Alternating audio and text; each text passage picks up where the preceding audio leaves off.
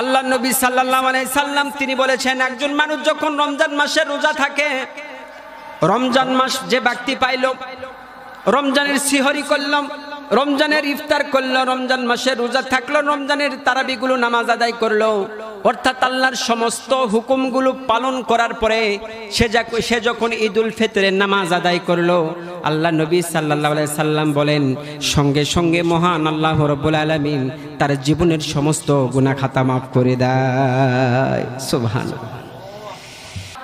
দুনিয়ার মধ্যে এমন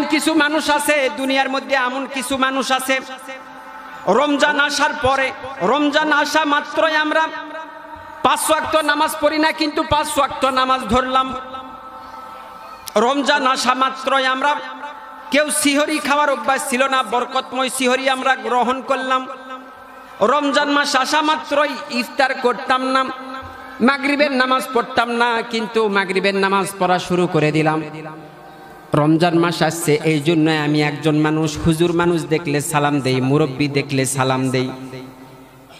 রমজান মাস আসার কারণে আমি মানুষ বইয়ের সাথে, নিজের স্ত্রীর সঙ্গে, নিজের পিতা মাতার সঙ্গে ভালো ব্যবহার শুরু করে দিলাম।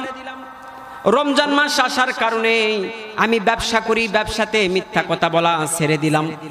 রমজান মাস আসলো, রমজান মাস আসার কারণে আমি মানুষ যে দাড়ি কাটতাম প্রত্যেক দিন, প্রতি সপ্তাহে দাড়ি কাটতে আমার 50-100 টাকা খরচ হয়। 50-100 টাকা যেটা খরচ হয়, রমজান মাস আসার কারণে আমি দাড়ি কাটা বাদ দিয়ে দিলাম।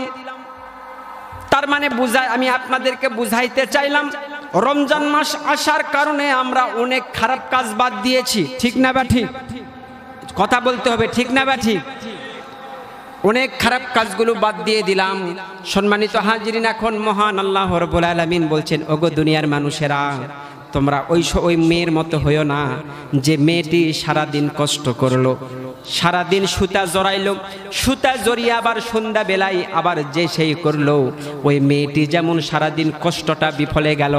ওগো দুনিয়ার মানুষেরা, তোমরা গোটা মাসটা রোজা থাকলে, তোমরা ভালো কাজ করলে, নামাজ পড়ছিলে না, তোমরা নামাজ আদায় করলে, তোমরা একজন মানুষকে সম্মান করতে না, সে সম্মান করা শুরু করে দিলে, দান করতে না, দান করা তোমরা শুরু করে দিলে।